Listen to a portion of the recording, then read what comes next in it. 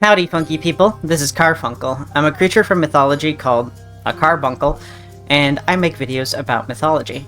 I also play a lot of video games, and one such video game I've been playing lately is Sker Ritual. It's a fun wave-based horde shooter in the same vein as Call of Duty Zombies. Among the solid gameplay is several features. One of them is miracles. Miracles are like roguelike power-ups that you select and you can use for the duration of your run, similar to the gifts from the gods in Hades.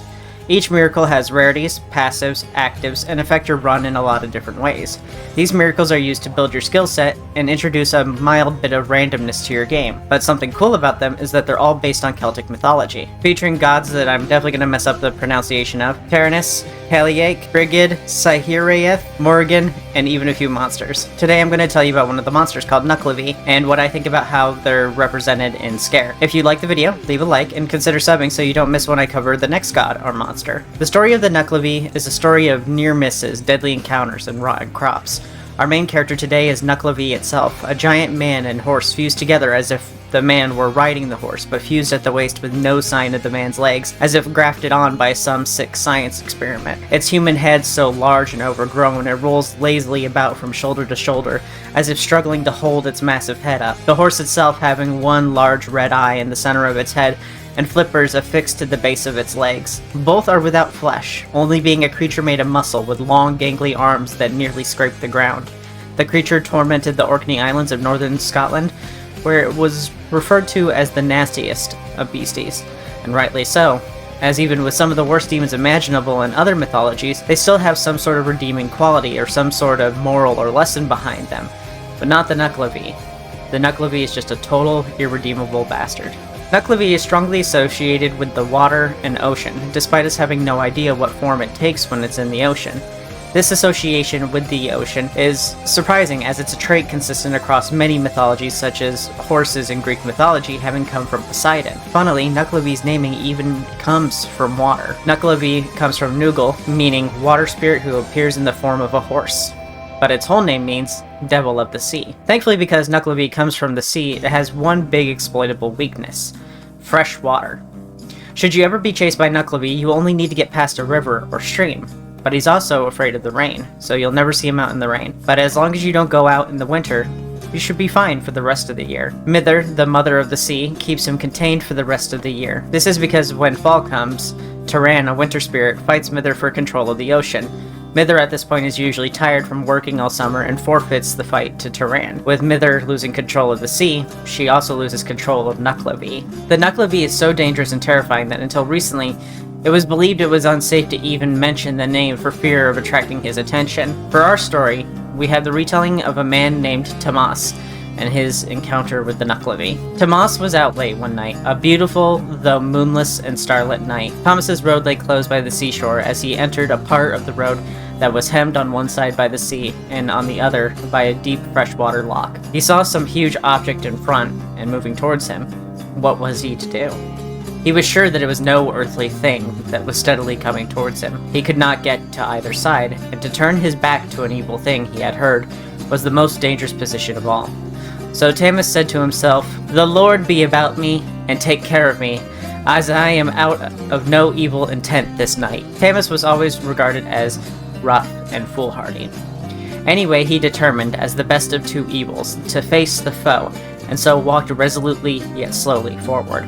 He soon discovered to his horror that the gruesome creature approaching him was no other than the dreaded Nuckelavee, the most cruel and malignant of all uncanny beings that trouble mankind. The lower part of this terrible monster, as seen by Tomas, was like a great horse, with flapper-like fins about his legs, with a mouth as wide as a whale's, from which came breath like steam from a brewing kettle. He had but one eye, and that was as red as fire. On him sat, or rather, seemed to grow from his back, a huge man with no legs and arms that reached nearly to the ground. His head was bigger than a tree, and this head kept rolling from one shoulder to the other as if meant to tumble off. But what appeared to be most horrible of all was that the monster was skinless. This utter want of skin adding much to the terrific appearance of the creature's naked body. The whole surface of it showed only red, raw flesh, in which Tomas saw blood, black as tar, running through yellow veins, and great white sinews, thick as horse tethers, twisting, stretching, and contracting as the monster moved. Tomas went slowly in mortal terror, his hair on end, a cold sensation like a film of ice between his scalp and his skull, and a cold sweat bursting from every pore. But he knew it was useless to flee. And he said if he had to die, he would rather see who killed him than die with his back to the foe. In all his terror, Tomas remembered what he had heard from Nuckelavee's dislike of fresh water, and therefore took that side of the road nearest to the lock. The awful moment came when the lower head of the beast got abreast of Tammy. The mouth of the monster yawned like a bottomless pit. Tammy found its hot breath like fire on his face. The long arms were outstretched to seize the unhappy man. To avoid, if possible, the monster's clutch, Tammy swerved as near as he could to the lock. In doing so, one of his feet went into the lock, splashing up water onto the foreleg of the monster, where the horse gave a snort like thunder and sheeled over to the other side of the road, and Tammy felt the wind of Nuckelavee's clutches as he narrowly escaped the monster's grip. Tammy saw his opportunity and ran with all his might, for Nuckelavee had turned and was galloping after him and bellowing like the sound of a roaring sea. In front of Tammy lay a rivulet, through which the surplus water of the lock found its way to the sea, and Tammy knew if he could only cross the running water, he was safe. So he strained every nerve. As he reached near the bank, another clutch was made at him by the long arms. Tammy made a desperate spring and reached the other side, leaving his bonnet in the monster's clutches. Nuckelavee gave a wild, unearthly yell of disappointed rage as Tammy fell senseless on the safe side of the water. In Scottish folklore, water was to be feared, respected, and cherished. Unknown depths with equally unknown beasts and monsters, numerous dangers such as water horses, drowning, tides to carry a person and their life away. But on the other hand, fresh water was a necessity for all earthly life. Even in this story of a horrid creature from the black, soulless depths of the deep, salty sea was defeated by what they were also taught to fear: life-giving and saving fresh water. There were other water horses in Scottish folklore too, such as the Kelpie and the Nugal, but many were also to be feared. But where they differed from Nuckelavee was that they would gather in groups, where the Nuckelavee was a great enough threat alone, and even a greater threat as to be one who could walk on land.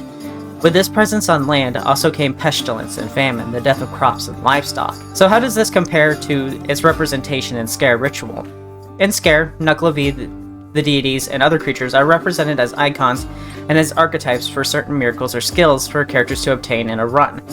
In Sker, its description is, all feared the Nuckelavee, a depraved hybrid of a man and beast that sought to flood the lands of Orkney with plague, ruin, and desolation. Described as skinless, the Nuckelavee was a horrific amalgamation of rider and horse, with exposed flesh oozing in thick black blood.